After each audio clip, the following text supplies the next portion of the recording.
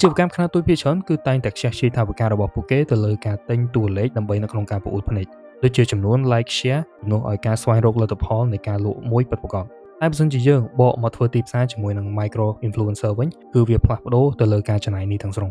យើងសាកស្មៃមើលបើសិនជាយើងមានកញ្ចប់ថវិកា$1000សម្រាប់ brand គ្រឿងសម្អាងនៅក្នុងស្រុកមួយដែលគាត់ចង់ជំរុញការទិញឲ្យកើនឡើងរួចបើសិនជាយើងយកលុយ$1000នោះទៅបោះឲ្យតារាល្បីឬក៏ celebrity ម្នាក់អូខេយើងពិតជាទទួលបានអ្នកមើលច្រើនឬក៏ engagement ធំមែនប៉ុន្តែយើងដឹងថាមានតែអតិថិជនមួយចំនួនទូចប៉ុណ្ណោះដែលសកម្មនិងចាប់អារម្មណ៍ទៅលើផលិតផលរបស់យើងដោយសារតែក្រុមអ្នកមើលទាំងមូលគឺមានលក្ខណៈទូទៅពេកជាហេតុដែលបន្សល់នៅលទ្ធផលលក់គឺវាតិចតួចហើយមិនចំទៅលើ audience ដែលយើងចង់បានឥឡូវយើងសាកបដូរមកមើលក្រុមអ្នកបង្កើតមាតិកាដែលមានអ្នកតាមដាន stay